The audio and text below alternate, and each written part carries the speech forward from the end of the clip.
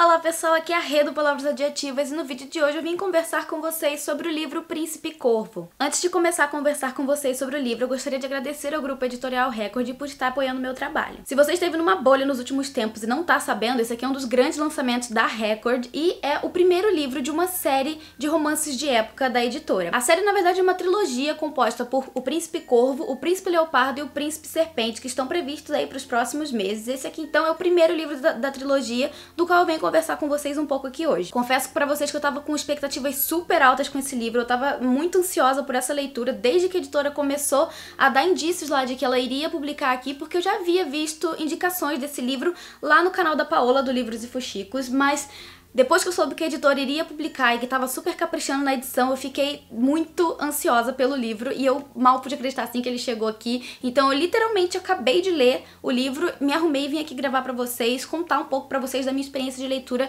desse livro, que é o primeiro da trilogia, como eu falei. O livro se passa então na Inglaterra do ano de 1760 e a protagonista que é apresentada pra gente é a Anna Wren. Ela é uma jovem viúva que vive com a sogra e uma criada, e essa família de mulheres está passando por um problema financeiro, já que as finanças que o falecido marido deixou pra ela e pra mãe, né, no caso a sogra da Ana, estão acabando. Então ela se vê na obrigação de contrariar um pouco os costumes da época e procurar um emprego, já que as damas daquela época não estavam acostumadas a trabalhar. Na verdade, o trabalho eram para as mulheres mais simples e para os homens. E depois de muita porta na cara, a Ana acaba encontrando um emprego, sendo contratada pelo Edward, que é o conde de Swartingham.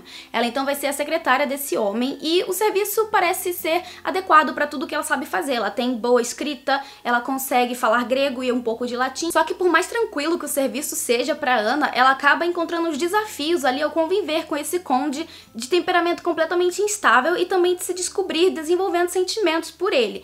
É inegável a atração que ela sente por ele e que ela percebe ali que também é um pouco recíproca, só que o conde nunca demonstra sentir nada de volta, né? Nunca demonstra sentir nada por ela.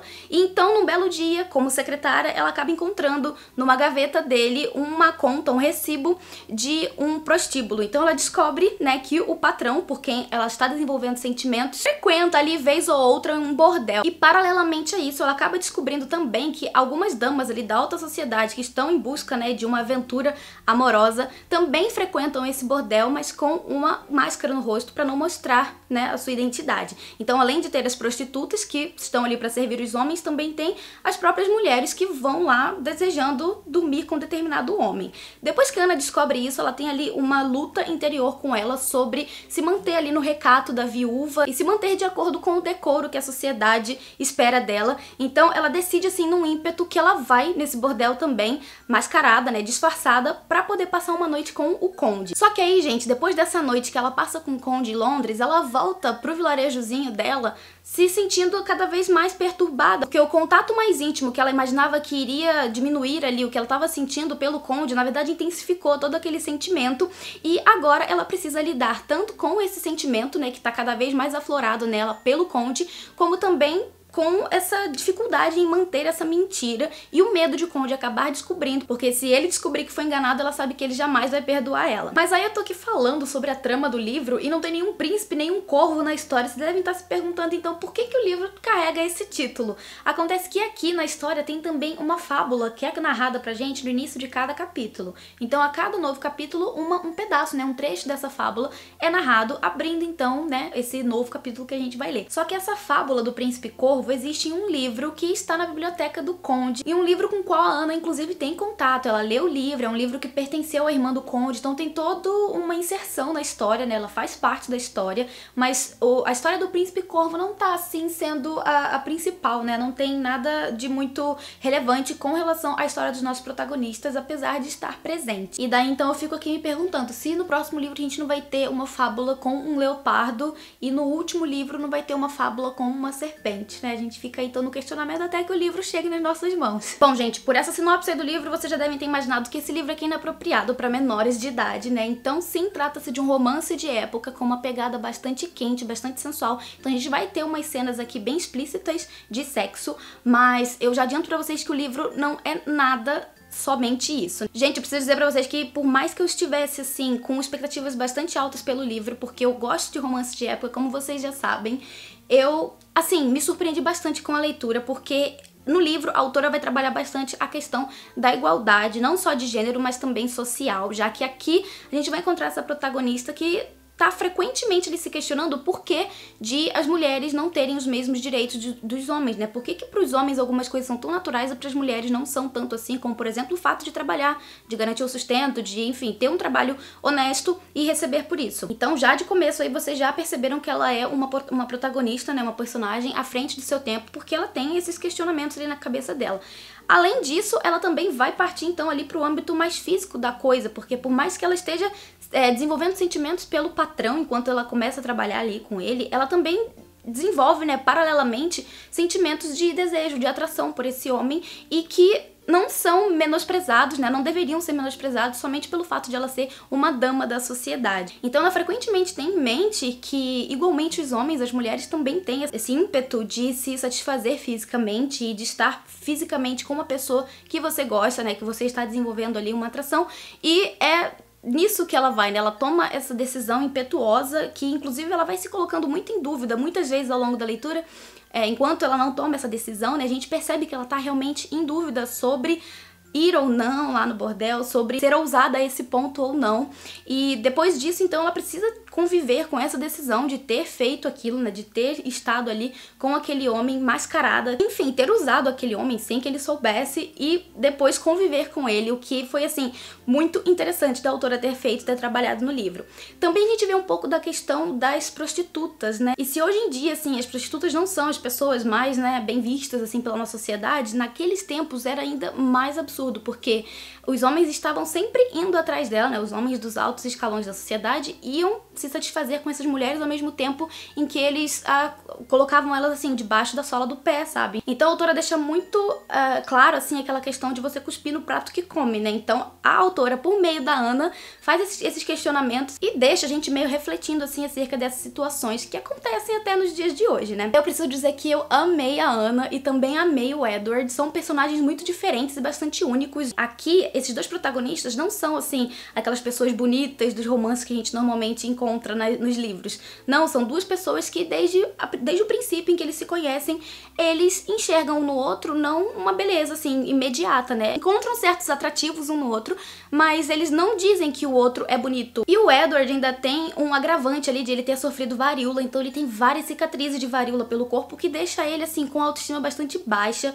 então ele não se sente muito à vontade com essa questão física dele, ao passo em que, mesmo ele se sentindo atraído pela Ana, ele admite que ele não acha ela a mulher mais linda do mundo, apesar de ela ter seus atrativos, e vice-versa, ela também tem essa mentalidade. E aí que eu acho o mais interessante do livro também, quer dizer, não o mais, mas assim, uma das coisas mais interessantes do livro, que é o fato de a autora colocar toda aquela subjetividade do olhar, sabe? De a pessoa enxergar alguma coisa de bonita na outra, enxergar a beleza na outra que as outras pessoas não veem. Então, por mais que ele tivesse essas cicatrizes e por mais que ela não fosse a mulher mais linda da Inglaterra, ambos enxergaram um no outro alguma coisa que, enfim, agradou e que fez com que eles quisessem ir adiante com a relação e que se sentissem atraídos um pelo outro e tudo mais. E outro elemento também muito legal no livro é um cachorro enorme que o Conde tem, que a Ana chega lá na casa, né, pra poder começar a trabalhar pro Conde, e ela encontra esse big desse cachorro seguindo ele pra todo canto, e o cachorro não tem nome. Então ela adota essa missão, né, de dar um nome pro cachorro, e ela dá várias, assim, opções que o Conde não gosta e fica nesse jogo de tentar descobrir qual vai ser o nome do cachorro, que eu achei bastante divertido.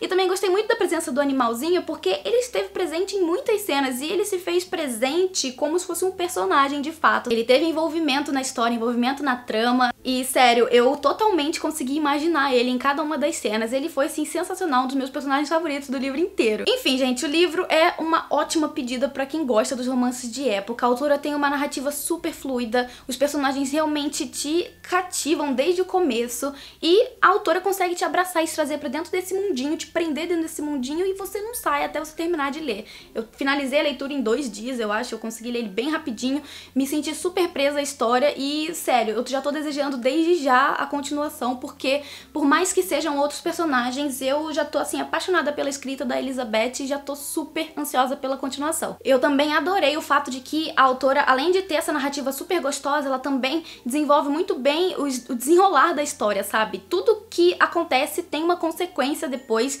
que te deixa muito ansioso pra descobrir qual vai ser o desfecho, né? Como que as coisas vão se resolver entre esses dois e se vai dar tudo certo no final. Você realmente torce pelos dois e no fim da história você termina assim com um sorriso no rosto. Só que como nem tudo são flores, né? Teve alguns pontos do livro que eu não gostei tanto assim, como o fato de terem alguns termos mais relacionados à parte mais erótica do livro que eu não gosto em nenhum livro erótico, né? São termos mesmo mais, assim, baixo escalão, que eu acho um pouco desnecessário. E também a questão de ter, assim, umas frases e pensamentos dos personagens que, assim, você não diria que aconteceria na vida real. Eu achei um pouco inverossímil, principalmente no começo do livro. Na verdade, eu só vi, assim, nas primeiras páginas e um pouquinho mais pro meio, mas depois eu não vi mais. Alguns pensamentos e algumas palavras, né, frases de fato que, assim, não me pareceram muito naturais, mesmo pra um romance de época, mesmo pra um livro que, teoricamente, se passa há séculos atrás. Então, isso me incomoda um pouco de um modo geral nos livros que tem essa pegada mais sensual, essa pegada mais erótica, mas não foi nada que influenciasse negativamente a minha relação com a história, né, o meu envolvimento com a história, muito pelo contrário. Então o livro me cativou completamente, eu super indico ele pra vocês. Se você ficou interessado pelo livro, aqui embaixo no box de informações vão estar os links para as compras, e comprando pelo link você, claro, como sempre, ajuda o canal com uma pequena comissão, pela qual eu sou sempre muito grata. Se você já leu o livro, deixa aqui nos comentários o que você achou da história, ou se você ainda não leu, deixa aqui também o que você espera desse livro, se você pretende ler ele no futuro, se de alguma forma tudo que eu falei aqui nesse vídeo te convenceu a fazer essa leitura. E se você gostou do vídeo, por favor, não esqueça de deixar o seu like, ajuda muito na divulgação, e se inscreve aqui no canal pra ficar por dentro dos próximos conteúdos, que tem sempre coisa nova saindo por aqui. Então é isso, pessoal, eu vou ficando por aqui, eu espero muito que vocês tenham gostado do vídeo, um grande beijo e a gente se vê no próximo. Tchau!